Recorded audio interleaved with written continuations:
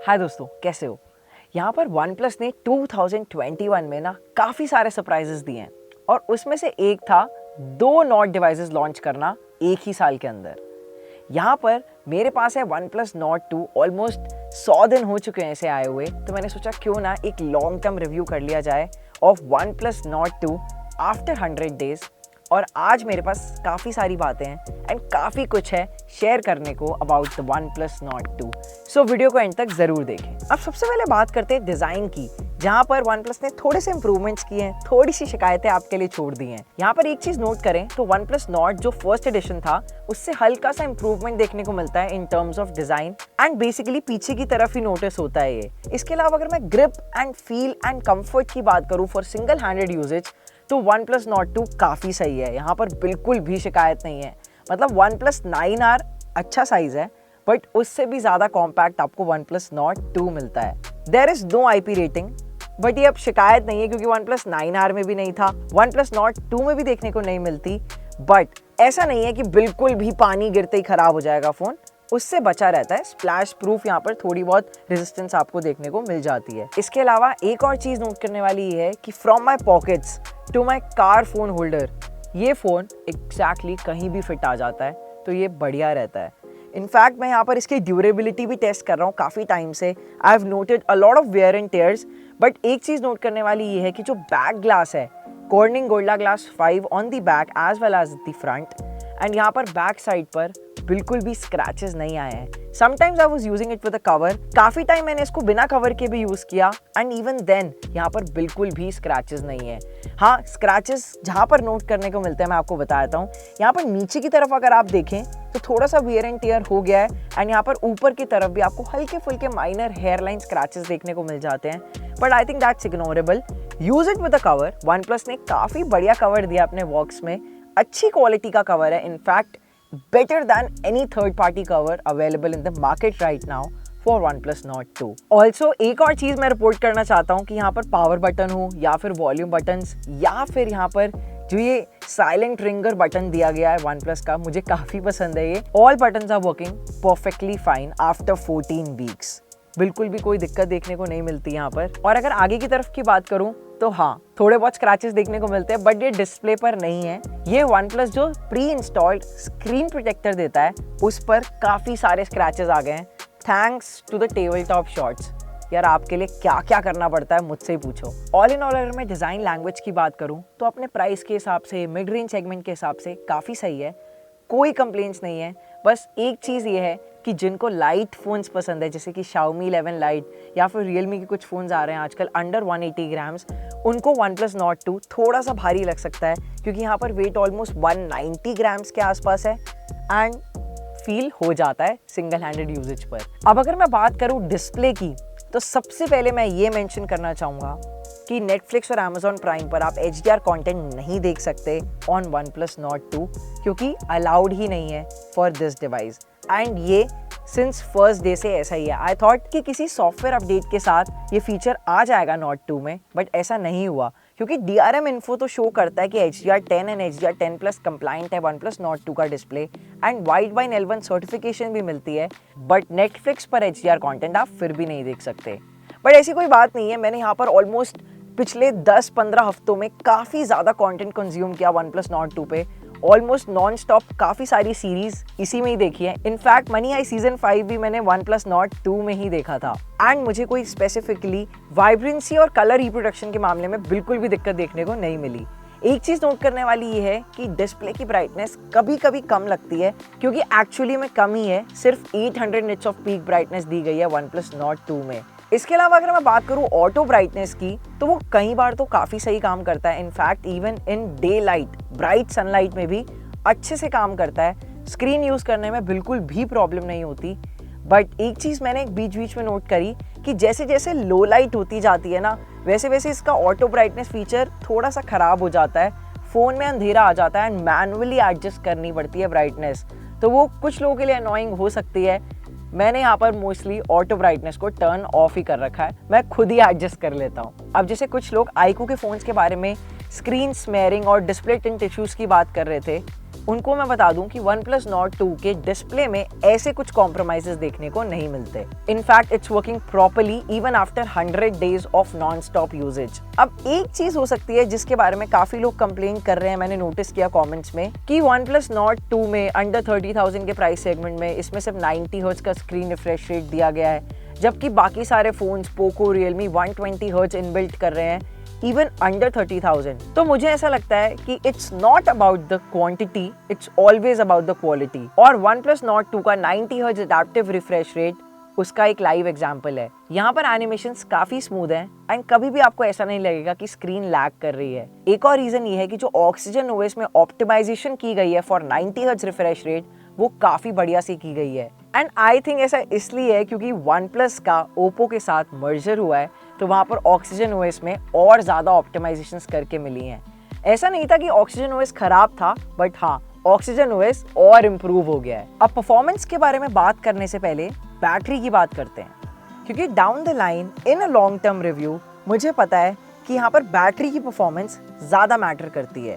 And काफ़ी लोगों के बैटरी साइकिल से रिलेटेड बहुत क्वेश्चंस होते हैं कि कितना स्क्रीन ऑन टाइम आ रहा है, बैटरी की लाइफ डिग्रेड हुई है कि नहीं हुई। तो ये सब क्वेश्चंस मैं आंसर करने वाला हूँ। ऑलमोस्ट लास्ट 3 महीने में मैंने OnePlus Nord 2 को अराउंड 100 टाइम्स तो चार्ज किया ही होगा। कई बार ऐसा होता था कि मुझे दिन में 2-3 बार चार्ज करना पड़ता था जब ज़्यादा फ़ोन का यूजेज हो रहा है या ज़्यादा टेस्टिंग हो रही है फ़ोन की। कई बार ऐसा था कि दिन में एक भी चार्ज नहीं करना पड़ता था। बट एक चीज़ जो कॉन्स्टेंट थी वो ये थी कि यहाँ पर आपको 6 से 6.5 घंटे का screen on time constantly maintain मिल जाता है OnePlus Nord 2 में। फॉर्चुनेटली यहाँ पर एजिंग के साथ साथ बैटरी की जो हेल्थ है वो डिग्रेड नहीं हुई है। एक और चीज़ आपको बता दूं कि अगर आप थोड़ी सी ज़्यादा गेमिंग करते हो या थोड़ा सा ज़्यादा कैमरा यूज़ करते हो for prolonged period of time, तो आपको बैटरी ड्रॉप काफ़ी अच्छा खासा देखने को मिलता है, क्योंकि थोड़ा सा हल्का सा फ़ोन हीट अप हो जाता है, तो उस चक्कर में भी बैटरी ज़्यादा ड्रॉप होना शुरू हो जाती है OnePlus Nord 2 की। अब यहाँ पर OnePlus जो है वो रिपोर्टेडली बार बार ऑप्टिमाइजेशंस लेके आ रहा है, बग फिक्सेस लेके आ रहा है फॉर OnePlus Nord 2, जिस वजह से मैंने नोटिस किया है कि थोड़ी थोड़ी बैटरी ऑप्टिमाइजेशंस की वजह से बैटरी लाइफ पहले से इम्प्रूव हो रही है। एंड आई थिंक आने वाले सॉफ्टवेयर अपडेट्स के साथ तो यहाँ पर जो गेमिंग के टाइम पर मुझे बैटरी ड्रॉप वाला इशू नोटिस हुआ OnePlus Nord 2 में, हो सकता है आने वाले टाइम में वो सॉल्व हो जाए। अब वीडियो में आगे बढ़ने से पहले आपको OnePlus Nord 2 कैसा लग रहा है मुझे नीचे कमेंट करके ज़रूर बताएं, और अगर आपके मन में इस फ़ोन से रिलेटेड कोई भी डाउट्स है #AskCashify में नीचे कमेंट सेक्शन में ज़रूर पूछें। और हाँ, अगर वीडियो पसंद आ रही है तो लाइक ज़रूर करें। एंड अगर आप हमारे चैनल पे पहली बार आए हैं, so make sure you that red subscribe button and don't forget to press the bell icon. अब सीधा चलते हैं यहाँ पर कैमरा सेक्शन की तरफ, क्योंकि कैमरा के बारे में ना मिक्स्ड ओपिनियंस है। कुछ लोगों को Nord 2 का कैमरा बहुत पसंद आ रहा है, कुछ लोगों को Nord 2 का कैमरा थोड़ा सा ओवर बूस्टेड, ओवर सैचुरेटेड लग रहा है। तो ये वाले डाउट्स भी क्लियर कर देते हैं। OnePlus Nord 2 का जो कैमरा है वो एक्चुअली में एक अपग्रेड है ओवर OnePlus 9R। यहाँ पर आपको एक 50 मेगापिक्सल का प्राइमरी सेंसर देखने को मिलता है, which is a Sony IMX766 sensor. But बात सिर्फ स्पेसिफिकेशंस या कैमरा सेंसर के पिक्सल्स इंप्रूव करने की नहीं होती, बात यहाँ पर है कि अलग अलग लाइट कंडीशंस में शॉट कैसे निकल के आते हैं। तो मैं आपको मल्टीपल कैमरा सैंपल्स दिखा रहा हूँ यहाँ पर, ताकि आप एक्चुअली में जज कर पाएं क्या Nord 2 का कैमरा आपके लिए बेस्ट है या नहीं। अब सबसे पहले अगर आप ये वाला शॉट देखो, जो कि नेचुरल डे लाइट में लिया गया है जब अच्छी खासी धूप थी, तो आप देख सकते हो क्लैरिटी काफ़ी सही है। जब मैं यहाँ पर साइबर पार्क पर या फिर ऊपर टॉप साइड पर एज डिटेक्शन देखूँ यूनिटेक साइबर पार्क की बिल्डिंग की, तो काफ़ी अच्छी निकल के आती है। But when I talk about the colours and vividness here, तो आप देख सकते हैं जो यहाँ पर रेड ब्रेजा कार है, ये रेड नहीं रही, यहाँ पर बहुत ज़्यादा रेड हो चुकी है। सिमिलरली जो साइड में एक ट्री देख रहे हैं आप, वो भी ग्रीन नहीं रही, अब बहुत ज़्यादा ग्रीन हो चुकी है। अगर मैं बिल्डिंग की भी बात करूँ तो यहाँ पर ये नेचुरल ब्लूइश टोन है बिल्डिंग का, बट ओवर सैचुरेट हो चुका है। अगर मैं स्काई की भी बात करूँ तो इस टाइम पर स्काई इतना ज़्यादा ब्लू नहीं था, इनफैक्ट थोड़ी सी वाइट वॉशिंग थी सनलाइट की वजह से, जो कि Nord 2 का कैमरा नहीं कैप्चर कर पाया एंड स्काई को थोड़ा सा ज़्यादा ब्लू दिखाया है। अब कई बार ये अच्छा लगता है, कई बार ये पसंद नहीं आता। अगर स्काई ब्लू कर दिया है तो सही है, बट ट्रीज को इतना ज़्यादा ग्रीन कर दिया वो सही नहीं है। सेम शॉट मैंने अल्ट्रा वाइड एंगल में लिया एंड आप देख सकते हैं काफ़ी अच्छी क्लैरिटी है अभी भी, detailing is still on point. But जब मैं थोड़ा सा साइबर पार्क के टेक्स्ट पर फोकस करने की कोशिश करता हूँ तो यहाँ पर थोड़ी सी डिटेलिंग मिस होना स्टार्ट हो जाती है। ऑल इन ऑल अगर मैं फील्ड ऑफ व्यू की बात करूं तो वो मुझे काफ़ी पसंद आया नॉट 2 के कैमरा का। इसके बाद मैंने ये वाला शॉट लिया 50 मेगापिक्सल हाई रेजोल्यूशन ऑन करके, एंड यहाँ पर जो क्लैरिटी थी थोड़ी सी और बेटर हो गई फ्रॉम दी ऑटो मोड। इसके अलावा मैंने एक और चीज़ नोटिस करी कि AI scene enhancement mode turn on करके शॉट्स अच्छे निकल के आते हैं, नो डाउट, बट ग्रीन थोड़ा सा ज़्यादा ग्रीन हो जाता है, पिंक थोड़ा सा ज़्यादा पिंक हो जाता है, जैसे कि आप अभी ये वाले फ्लावर शॉट में देख सकते हो। यही सेम शॉट मैंने AI scene enhancement mode off करके लिया एंड आप रिजल्ट्स देख सकते हो। पिंक फ्लावर जो है वो स्लाइटली बेटर लग रहा है, एक्चुअली अपने ट्रू टू सोर्स कलर में लग रहा है। इवन दो यहाँ पर भी जो ग्रीन लीव्स हैं उनकी सैचुरेशन लेवल अप है, but AI scene enhancement mode on करने से बेटर तो शॉट अभी आया है। इसके अलावा अगर मैं पोर्ट्रेट शॉट्स की बात करूं तो वहां पर मुझे एज डिटेक्शन से लेके ब्लर इफेक्ट, बोके इफेक्ट सब कुछ बढ़िया ही लगा, बट हाँ यहाँ पर भी थोड़ा सा कलर बूस्टिंग देखने को मिलती है। चाहे मैं इस ग्रीन वाले लीव्स के शॉट की बात करूं या फिर मैं यहाँ पर ह्यूमन सब्जेक्ट पोर्ट्रेट की बात करूं, आप देख सकते हैं मेरी जो यहाँ पर येलो जैकेट थी वो थोड़ी सी ऑरेंजिश हो चुकी है। वहीं अगर मैं स्किन टोन की बात करूं तो वो भी बहुत ज़्यादा इस वक्त आपको ओवर येलो की तरफ लग रही होगी। Even though my skin is not yellowish pale, मेरी स्किन टोन यार अच्छी खासी वाइट है। इसके अलावा अगर मैं ह्यूमन सब्जेक्ट पोर्ट्रेट्स में बैकग्राउंड बोके इफेक्ट की बात करूं तो यार बहुत ही कमाल का निकल के आता है, वहां पर बिल्कुल भी शिकायत नहीं रहती। आगे चलते हैं थोड़ा सेल्फीज की तरफ, तो वहां पर कलर बूस्ट होने के बजाय थोड़ा सा वाइट वॉशिंग देखने को मिलता है, चाहे वो आउटडोर सेल्फी हो, चाहे वो सेल्फी पोर्ट्रेट हो या फिर वो इंडोर सेल्फी हो। मैंने हर बार नोटिस किया कि जो येलो कलर की मेरी जैकेट थी उसका कलर स्लाइटली वाइटिश होने लग गया, तो मतलब थोड़ी सी वाइट वॉशिंग हो रही है यहाँ पर। इसके अलावा जैसे जैसे लाइट कम होने लग गई, आप ये वाला शॉट देख सकते हैं, ये ऑलमोस्ट सनसेट के बाद लिया गया है, हल्की हल्की लाइट थी यहाँ पर, एंड आप देखें तो क्लैरिटी बिल्कुल जा चुकी है, कुछ भी फोटो में अच्छा सा नहीं दिख रहा है। अगर मैं लो लाइट शॉट्स की इंडोर के टाइम पर बात करूं तो हाँ, वहां पर मैंने देखा कि क्लैरिटी काफी अच्छी रहती है। लुक एट दिस शॉट जिसमें आपको बुक और मैकबुक पड़ी हुई दिख रही है, ये काफी कम लाइट में लिया गया है एंड स्टिल क्लैरिटी बहुत अच्छी निकल के आई है। वहीं अगर मैं बात करूं सेम शॉट नाइट मोड के साथ तो यहाँ पर क्लैरिटी और इम्प्रूव हो जाती है। And guys that's all about the camera for now. अगर आपको OnePlus Nord 2 का कैमरा और डिटेल में जानना है तो मैंने एक OnePlus Nord 2 के कैमरा की काफ़ी सारी कंपैरिजन वीडियोस करी हैं, आप जाके देख सकते हैं हमारे चैनल पर। मैं नीचे डिस्क्रिप्शन में भी इन सारी वीडियोस के लिंक्स छोड़ दूंगा एंड ऊपर कार्ड्स में भी अटैच कर देता हूँ। अब इस लॉन्ग टर्म रिव्यू करने का जो एक मेजर पर्पस है वो ये है कि क्या वियर एंड टियर और प्रोलॉन्ग यूजेज के बाद क्वालिटी डिग्रेड तो नहीं हो जाती। अब इसके लिए मैंने यहाँ पर इसका ऑडियो क्वालिटी टेस्ट किया and believe me there is not a huge difference here, जिसका मैं यहाँ पर आपको एक लाइव डेमो भी दिखा देता हूँ।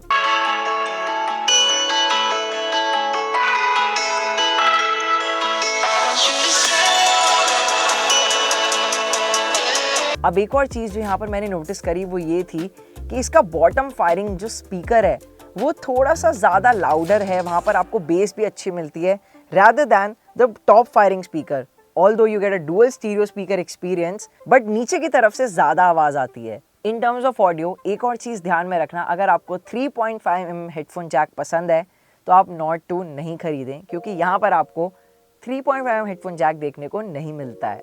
ऑलमोस्ट सारे ही मिड रेंजर फोन्स ने हटा दिया है ये, तो कुछ नई बात नहीं है ये OnePlus Nord 2 के लिए भी। Now let's talk about security.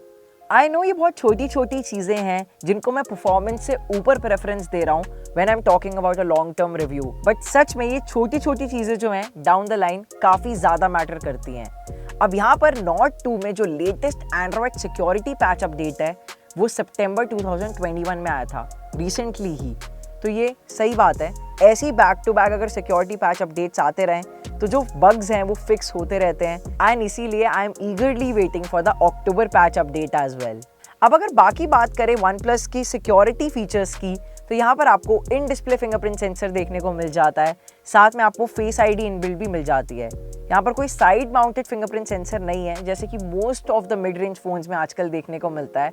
So I think that's the best part, मतलब OnePlus ने थोड़ा सा स्टेप अप किया है गेम को, even under the price tag of 30,000 rupees. अगर मैं बायोमेट्रिक सिक्योरिटी के actual day to day life में बात करूं तो मुझे इन डिस्प्ले फिंगरप्रिंट सेंसर लगता तो काफ़ी क्विक एंड रिस्पॉन्सिव है, बट कई बार ना यहाँ पर थोड़ा सा हार्ड प्रेस करना पड़ता है डिस्प्ले पे, जो मुझे ऐसा लगता है down the line in 6 months 10 months हो सकता है कि यहाँ पर पैच पड़ जाए या डिस्प्ले ख़राब हो जाए, या फिर अगर मैं बिना टेम्पर्ड के यूज़ करता हूँ तो वहाँ पर जहाँ पर फिंगरप्रिंट सेंसर होता है वहाँ पर कुछ ना कुछ निशान रह जाएंगे, क्योंकि सच में कई बार बहुत हार्ड प्रेस करना पड़ता है फिंगरप्रिंट सेंसर से अनलॉक करने के लिए। एंड नाउ दैट 5G बहुत ज़्यादा पॉपुलर हो रहा है, कनेक्टिविटी के बारे में बात भी कर ही लेते हैं। OnePlus Nord 2 is a 5G phone.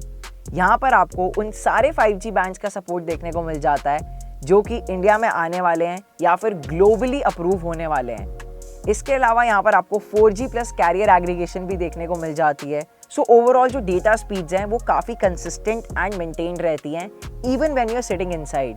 तो ये मुझे एक सही चीज़ लगी, मतलब 4G प्लस वाला जो साइन है ना वो मोस्टली फ़ोन्स में सिर्फ आउटसाइड एनवायरनमेंट में ही देखने को मिलता है, जबकि OnePlus Nord 2 के साथ ऐसा सिनेरियो नहीं है। इसके अलावा OnePlus Nord 2 में आप मेमोरी एक्सपैंड नहीं कर सकते क्योंकि आपको मेमोरी कार्ड डालने का ऑप्शन नहीं मिलता। यहाँ पर आपको जो मेमोरी कार्ड स्लॉट मिलता है उसमें दोनों तरफ आप सिर्फ नैनो सिम्स ही लगा सकते हो। और कुछ कनेक्टिविटी फीचर्स की बात करूँ तो यहाँ पर आपको ब्लूटूथ वर्जन 5.2 जो कि लेटेस्ट है वो देखने को मिलता है, साथ में dual band wifi support and NFC support भी देखने को मिल जाता है OnePlus Nord 2 में। और वो जो लोग हैं जो कॉल ड्रॉप्स रिपोर्ट करते हैं, मैं आपको एक चीज़ बता दूं, मोस्टली कॉल ड्रॉप्स वाले सिनेरियो में जो नेटवर्क प्रोवाइडर है उसकी गलती होती है, ना कि आपके स्मार्टफोन की। तो मेक श्योर आपके नेटवर्क प्रोवाइडर्स के जो सिग्नल्स हैं वो आपके एरिया में स्ट्रॉन्ग हो। And now let's finally talk about performance. OnePlus ने पहली बार अपने किसी फ़ोन में MediaTek Dimensity चिपसेट प्रोवाइड किया था जो कि था OnePlus Nord 2। यहाँ पर आपको Dimensity 1200 चिपसेट देखने को मिल जाता है जो कि ऑलमोस्ट एट पार है with Snapdragon 865 plus and Snapdragon 870, but यहाँ पर परफॉर्मेंस इश्यूज थे। अब अगर आप एक फ़ोन को अपना प्राइमरी डिवाइस की तरह यूज़ कर रहे हो तो आई एम श्योर ऑलमोस्ट 80 से 100 रेगुलर ऐप्स हैं जो आप इंस्टॉल कर ही लेते हो अपने फ़ोन में, and that's what we did. Almost OnePlus Nord 2 में इस वक्त 125 ऐप्स इंस्टॉल्ड हैं एंड इसमें से काफ़ी सारी ऐप्स ऐसी हैं जो यूज़ भी होती हैं। अगर मैं स्टोरेज स्पेस की बात करूँ तो 128 GB में से ऑलमोस्ट 60-65 GB इस वक्त फुल है। और धीरे धीरे विद टाइम मैंने एक चीज़ नोटिस करी कि यहाँ पर ऐप लोड टाइम कम होता जा रहा है, हल्के फुल्के लैग्स भी देखने को मिलते हैं when I switch from one app to the other. और अगर मैं सिंथेटिक टेस्टिंग की भी बात करूँ तो आज मैंने CPDT टेस्ट किया एंड यही सेम CPDT टेस्ट मैंने 3 महीने पहले किया था जब OnePlus Nord 2 मेरे पास आया था, और दोनों के रिजल्ट्स में एक्चुअली में डिफरेंस है। Sequential read and right speed आज जब स्टोरेज इतनी ज़्यादा फुल है कम हो चुकी है as compared to 3 months ago. यहाँ पर आप सामने सामने देख ही सकते हैं अपनी स्क्रीन पर। इसके अलावा अगर मैं बात करूँ CPU थ्रॉटलिंग टेस्ट की तो वहाँ पर मुझे रिजल्ट्स ऑलमोस्ट आसपास ही देखने को मिले। जहाँ 80% तक थ्रॉटल हो रही थी परफॉर्मेंस 3 महीने पहले, आज यहाँ पर almost 15 minutes of CPU throttling test के बाद अराउंड 79% ऑफ थ्रॉटल परफॉर्मेंस ही देखने को मिलती है। सो यहाँ पर रिजल्ट्स बढ़िया रहते हैं। बट अगर मैं all in all device heating up issues के बारे में बात करूँ तो आप इनमें से कोई भी टेस्ट रन करना शुरू करो, चाहे वो AnTuTu या Geekbench टेस्ट ही कर लो, फ़ोन अच्छा खासा हीट अप हो जाता है। अगर मैं बात करूँ डे टू डे गेमिंग की तो वहाँ पर भी हीटिंग इश्यूज़ कंसिस्टेंट है। 43, 44, 45 डिग्री सेल्सियस तक चला जाता है इन एन AC रूम। एक और चीज़ नोट करने वाली ये है कि अगर आप OnePlus Nord 2 में BGMI प्रो गेमिंग मोड में खेल रहे हैं तो चांसेस हैं कि आपका ऐप अटक जाए और आपको फ़ोन रीस्टार्ट करना पड़े। सो मेक श्योर जब भी आप BGMI खेलते हैं तो प्रो गेमिंग मोड को प्लीज़ टर्न ऑफ कर दें, क्योंकि मेरे साथ ये प्रॉब्लम बहुत ज़्यादा कंसिस्टेंट थी एंड आज 3 महीने बाद भी सिक्योरिटी पैच अपडेट्स के बाद, सॉफ्टवेयर अपडेट्स के बाद भी ये सॉल्व नहीं हुई है। अदरवाइज अगर मैं रैम मैनेजमेंट की बात करूं तो the phone has been super smooth. यहाँ पर आपको एक रैम बूस्ट करने का भी ऑप्शन देखने को मिल जाता है, इवन तो अभी वो जो वर्चुअल रैम वाला फीचर है वो Nord 2 में नहीं आया है, वो आपको आने वाले टाइम में OnePlus 9RT में देखने को मिलेगा। But all in all Oxygen OS का जो कलर OS के साथ मर्जर हुआ है उस चक्कर में सॉफ्टवेयर एंड परफॉर्मेंस ऑप्टिमाइजेशंस काफ़ी हद तक देखने को मिलती हैं। अब कुछ लोगों के मन में ये भी डाउट हो सकता है कि क्या Nord 2 में BGMI में 90 FPS का सपोर्ट देखने को मिलता है या नहीं। तो मैं आपको बता दूं दोस्त, अभी तक Nord 2 में ये नहीं आया है। अब जो Realme X7 Max है वो भी सेम Dimensity 1200 चिपसेट के साथ आता है एंड वहाँ पर आपको BGMI में स्मूथ ग्राफिक्स के साथ 90 FPS का सपोर्ट देखने को मिल जाता है, जबकि Nord 2 में ऐसा नहीं है। यहाँ पर आपको सिर्फ स्मूथ के साथ एक्सट्रीम फ्रेम रेट का ऑप्शन ही देखने को मिलता है। और अब फाइनली वीडियो खत्म करने से पहले बात करेंगे सॉफ्टवेयर की, क्योंकि मैंने सुना है काफ़ी लोगों को यहाँ पर नींद नहीं आ रही है जब से OnePlus का Oppo के साथ मर्जर हुआ है। कुछ लोगों को ऐसा लग रहा है कि OnePlus फोन्स भी अब Oppo फोन्स जैसा दिखना शुरू हो जाएंगे, तो ऐसा नहीं है मेरे दोस्त। यहाँ पर बहुत हल्का हल्का कलर OS का टच देखने को मिलता है Oxygen OS के साथ, but it's in a positive impact only. यहाँ पर अगर मैं कुछ चेंजेस की बात करूँ तो आपको कैमरा ऐप में एनहांसमेंट्स देखने को मिल जाते हैं, जैसे आपको Oppo फोन्स का कैमरा ऐप देखने को मिलता था। इसके अलावा बहुत थोड़े थोड़े छोटे छोटे ऐसे ट्वीक्स हैं जिस वजह से इतना ज़्यादा जो सॉफ्टवेयर एक्सपीरियंस है वो ख़राब नहीं होता। अभी भी OnePlus Nord 2 स्टटर फ्री है, ब्लोटवेयर फ्री है, कोई भी आपको यहाँ पर थर्ड पार्टी एड्स या नोटिफिकेशंस देखने को नहीं मिलते and I think that's the best part. और सबसे बढ़िया बात यह है कि OnePlus ने अभी भी जो आपका वो स्टॉक एंड्रॉयड वाला टच है उससे डेविएट नहीं किया है। अभी भी जो आपका यूजर इंटरफेस है वो क्लीन है। इसके अलावा यहाँ पर आपको गूगल का ही डायलर, गूगल का ही मैसेजिंग ऐप और साथ में कॉन्टैक्ट्स ऐप देखने को मिल जाती है। So that's also a hint of stock Android. इसके अलावा यहाँ पर OnePlus आपको 2 years ऑफ सॉफ्टवेयर अपडेट्स, मतलब अभी Android 11 है तो Android 13 तक का सॉफ्टवेयर अपडेट प्रॉमिस करता है OnePlus Nord 2 के साथ and 3 years of Android security patch updates. अब फाइनली बात करते हैं प्राइसिंग की और कौन सा वेरिएंट लेना चाहिए अगर आप OnePlus Nord 2 खरीदने का सोच रहे हैं। तो एक चीज़ ये है कि OnePlus Nord 2 जब लॉन्च हुआ था तब भी 29,999 का ही था for the 8GB 128GB variant. वहीं 12GB 256GB variant is for 35,000। हाँ, बीच में OnePlus ने एक नया कलर एमराल्ड ग्रीन वाला लॉन्च किया था जो कि काफ़ी लोगों को पसंद आया था, बट मैं तो इसी कलर में खुश हूँ।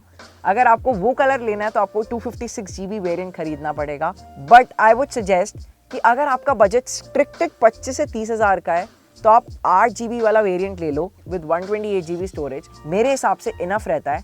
अगर आपको इससे ऊपर जाना ही है, 35,000 तक अगर आप जा रहे हो, तो I would suggest go in for a OnePlus 9R rather than a OnePlus Nord 2 because 9R में आपको थोड़ा सा कैमरा एनहांसमेंट देखने को मिलती है और जो Snapdragon 870 का एक्सपीरियंस है वो ऑल इन ऑल एक परफेक्ट ऑलराउंडर एक्सपीरियंस देता है आपको। So guys that's all for the OnePlus Nord 2। अगर आपके मन में इस फ़ोन से रिलेटेड कुछ भी डाउट्स हैं जो रह गए हों, मुझे प्लीज़ नीचे कमेंट करके ज़रूर बताएं। I would be more than happy to solve those questions for you. और हाँ, आपको OnePlus Nord 2 कैसा लगा मुझे नीचे कमेंट करके ज़रूर बताएं, क्योंकि मुझे ऐसा लगता है कि अगर अंडर 30,000 में ही रहना है तो OnePlus Nord 2 एक काफ़ी अच्छा ऑप्शन है for all the OnePlus fans as well as for those who are looking for a very good looking beautiful phone with a decent camera and decent performance। हम मिलेंगे अगली वीडियो में, तब तक के लिए बाय बाय। बट वीडियो खत्म करने से पहले राजकुमार राव की आवाज में, आई होप आपको ये वीडियो पसंद आया होगा। अगर पसंद आया हो तो प्लीज चैनल को सब्सक्राइब करें और बेल आइकन दबाना ना भूलें।